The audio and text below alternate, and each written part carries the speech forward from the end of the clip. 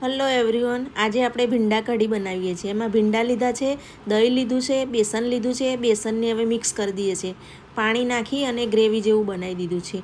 હવે gravy proper બની ગયા પછી હવે આપણે ભીંડા વઘારીશું।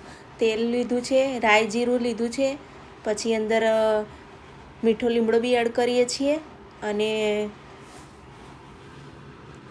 હિંગનો વઘાર બી કરીએ છીએ અને લસણ અને લીલા મરચાં વાટેલા છે એનો વઘાર કરી દીધો છે।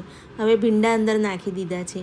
ભીંડા પ્રોપર થોડા સેટ થઈ જાય પછી અંદર મસાલા કરીશું। હવે મરચું મસાલા સ્વાદ અનુસાર બધા નાખી શકે છે। હવે એને મિક્સ કરી લીધું છે અને પ્રોપર અડધી મિનિટ જેવું સેટ થાય એટલે કઢીનો જે મસાલો છે, ગ્રેવી બનાવેલી છે બેસનવાળી, એ બી અંદર એડ કરી દીધી।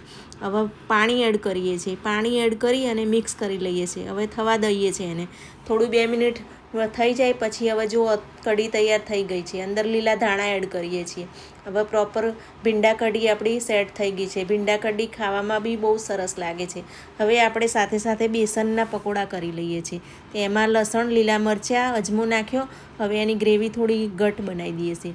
પછી આલુની ચિપ્સ બનાવેલી છે એને બી એ કરી અને આપણે તળી લઈશું।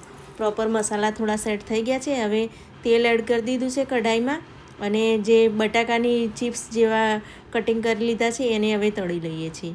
એ તળાઈ જાય પછી એને બહાર કાઢી લઈશું।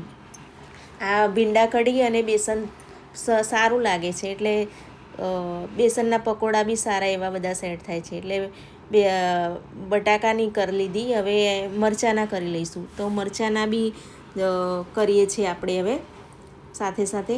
મરચાંના બી થઈ જશે પછી થોડા મેથી પડી છે તે મેથીના બી કરી લઈએ સાથે સાથે। એટલે મરચાંના બી થઈ ગયા છે, હવે કાઢી લઈએ છીએ। હવે થોડી મેથી પડી છે એ મેથી બી અંદર એડ કરી દઈએ છીએ અને મેથી એડ કરીને લીલા ધાણા બી એડ કરીએ છીએ અને મરચાં બી કટિંગ કરેલા છે એ બી એડ કરીશું અંદર અને બધું સેટ કરી લઈશું। મરચું મસાલા બી આમે થોડા સેટ કરી લઈશું અને મેથીના ગોટા બી સારા એવા આપણે બની લઈશું। એટલે આ ભીંડા કઢી અને બેસનના ગોટા બી બહુ સારા લાગે છે ખાવામાં। એટલે સાથે સાથે આ બધું કરી લઈશું।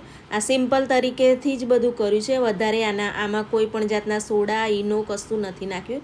ફક્ત સિમ્પલ મરચું મસાલા અને મેથી છે અને લીલા ધાણા છે એ પ્રમાણે જ આ કર્યું છે। હવે થોડું બેસન એડ કરીને ફરીથી મેથીનો મસાલો કરી લઈએ છીએ। એટલે એ પ્રમાણે બધું સેટ કરી લઈએ છીએ। તો પ્રોપર બધું હવે થોડું ફરીથી થોડા મીઠું મરચું મસાલા એડ કરીશું। ફરીથી જે બેસન એડ કર્યું છે ને એટલે ફરીથી થોડું એડ કરી અને પછી બધું પાછું મિક્સ કરી લઈશું આપણે। એટલે વ્યવસ્થિત મિક્સ થઈ જશે પછી મેથીના ગોટા બી આપણે એના ઉતારી લઈશું। આ મેથીના ગોટા બી એકદમ સરસ બને છે। અંદર લસણ અને લીલા મરચાંની બી પેસ્ટ છે એ બી અંદર એડ કરીએ છીએ આપણે। હવે થોડું પાણી બી અંદર નાખી લઈશું અને પાણી બી અંદર નાખી અને મિક્સ કરી અને હલાવી દઈશું। પ્રોપર 1 મિનિટ જેવું હાથ વડે એને હલાવવાનું છે, એક જ દિશામાં હલાવવાનું છે। વ્યવસ્થિત સેટ થઈ જાય પછી એને હવે મેથીના ગોટા ઉતારી લઈશું। પ્રોપર પાણી અંદર સેટ કરી લઈએ છીએ વ્યવસ્થિત અને હલાવી લીધું છે। હવે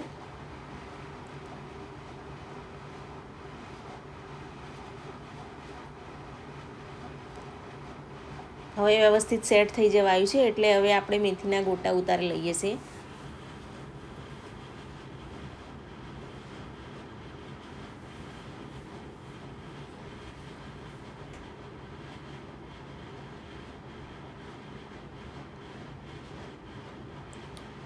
અને ચમચાની મદદ વડે હવે મેથીનો એ છે એ નાખીશું। બેસનવાળું મેથીવાળું બધું ખીરું સેટ કરેલું છે।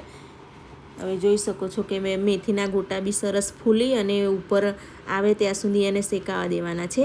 જ્યાં સુધી તળીને ઉપર આવવાના ને ત્યાં સુધી એને હલાવવાનું નથી। એકદમ પ્રોપર તળીને ઉપર આવી જાય પછી જ એને હલાવવાનું, નહીંતર મિક્સ થઈ જશે બધું। એટલે પ્રોપર તળાઈ જશે પછી ઉપર આવી જશે પછી આપણે લઈ લઈશું, કાઢી લઈશું એને। તો જુઓ કેવા ફૂલી રહ્યા છે, કશું અંદર નાખ્યું નથી, ઈનો સોડા કંઈ જ નાખ્યું નથી।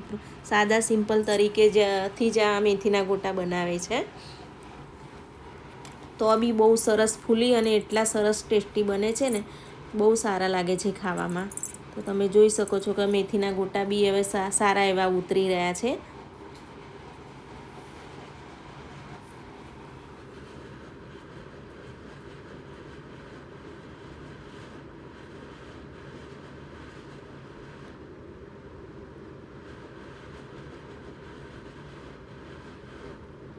આ મેથીના ગોટા ખાવામાં બી બહુ મજા આવે છે અને સરસ. આની અંદર આપણે ચોખાનો લોટ બી એડ નથી કર્યો. ચોખાનો લોટ એડ કરીએ ને તો બી સરસ ક્રિસ્પી એવા બને છે, પણ વગર ચોખાના લોટ બી તમે જોઈ શકો છો કે કેવા સુંદર બધા ભીંડા કઢી અને બેસનના ગોટા તૈયાર થઈ ગયા છે. તો તમને મારો આ વિડીયો કેવો લાગ્યો? જો ગમે તો લાઈક કરજો, શેર કરજો અને સબસ્ક્રાઈબ કરી લેજો. સુંદર ભીંડા કઢી અને મેથીના ગોટા છે.